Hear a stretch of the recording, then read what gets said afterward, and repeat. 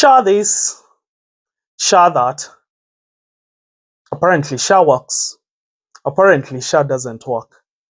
You listen to one side of the political divide, the Social Health Authority works. You listen to another political side of the political divide, SHA does not work. To the point that an ordinary Kenyan who has not yet visited hospital under the new insurance fund scheme, supposedly meant to provide universal health coverage, does not know whether SHA works or SHA does not work. I'm here to inform you on some basic revelations that the Auditor General found out about the system that manages this insurance fund. It is called the Social Health Authority system. It is a 104 billion shillings, and I need that to stick in your mind so that we can move step by step together. You'll ask, how is the 104 billion shillings supposed to be settled?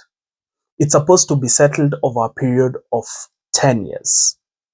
Now remember, the agreement that the Kenya government entered into is meant to ensure that we pay 104 billion over a stretched period of 10 years. We are not paying outright for this system. This system, or this arrangement for the system, has certain agreements that the individuals who own and control fully, for your information, this health system of ours that holds our sensitive data will pocket 2.5% of every contribution made.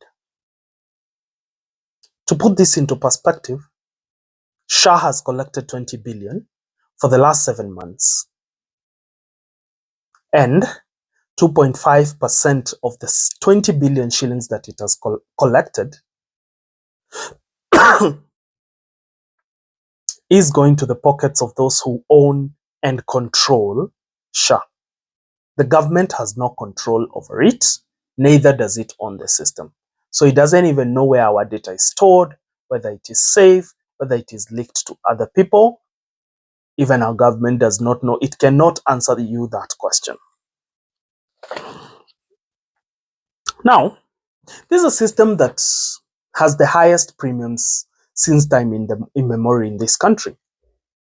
Yet the compensation that accompanies the deductions is not commensurate. It is not even at par. Right now, they claim that they have upgraded their compensation for ICU to around 40,000 shillings a day. This is not sufficient at all. For some of us who've had patients in ICU for a day or two, even for some hours, you'll know how expensive it can be. And there's an outright deposit that you need to make for your patient to be admitted into those intensive care units. That aside,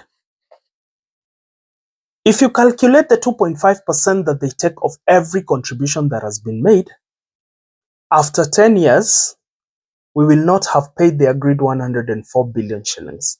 We will have paid 111 billion shillings, which is 7 billion more than the agreed amount. You'll ask me, is 7 billion shillings that much? Oh yes, it is that much.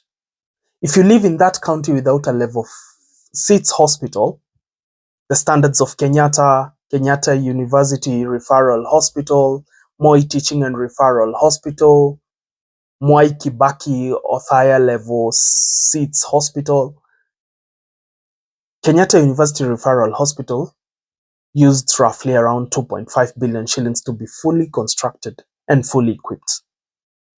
Give or take the rate of inflation we have right now, I can say the 7 billion can do a whole 2 level 6 referral hospitals in 2 of the counties that maybe don't have.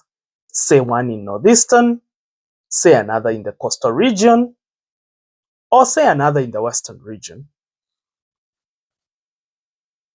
The government, as per this deal, is barred from using any other system for the next 10 years. Your guess is as good as mine. This has all the hallmarks of some of the deals that were cancelled by the president under the Adani agreement. We were giving way too much concessions. This system, its procurement process, its inner workings, the way it is being advocated for by politicians, has a lot of filth in it. Our ask is that it ends up working for Kenyans perfectly, because those who are getting hurt the most, those who are losing out the most, is that man from the village who has to do dialysis 2 or 3 times a week and cannot afford it out of their own pocket. They need to pay as they were paying in NHIF, and it covers all their dialysis sessions. If not, sad to say, the families will say goodbye to those dialysis patients. My ask is if it works, because the one who gets hurt the most is that woman with breast cancer who has no ability to pay for the chemotherapy sessions, nor the radiotherapy sessions out of their pocket. And they have to rely on the government-funded or people-funded insurance fund that is supposed to provide those services for them.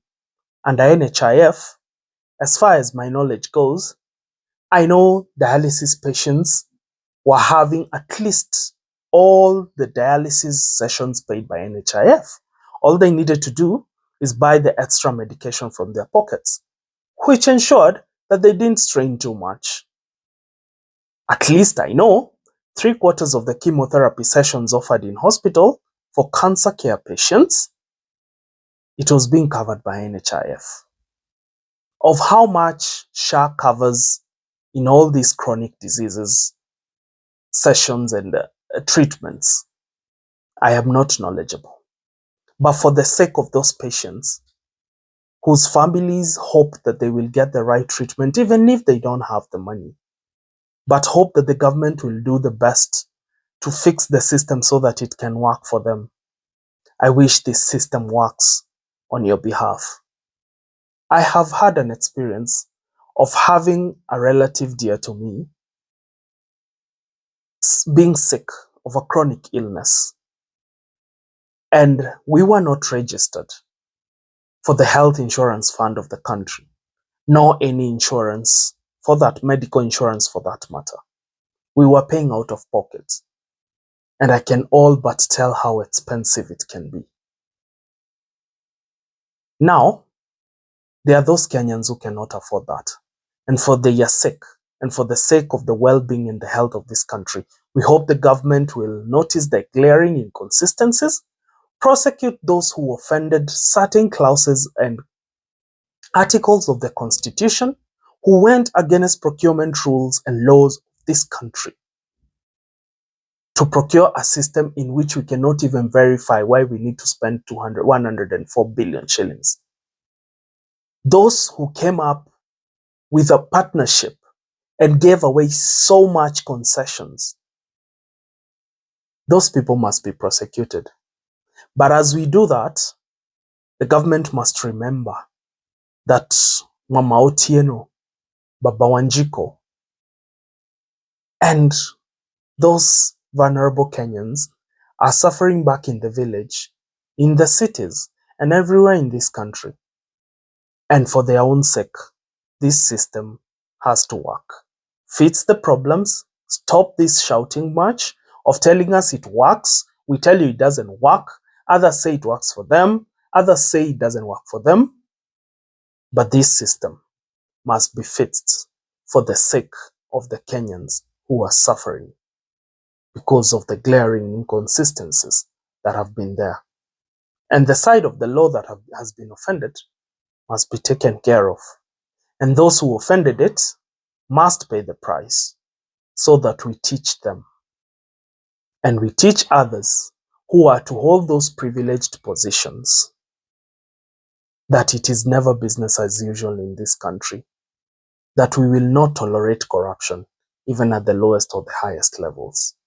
That is my unfiltered insight tonight.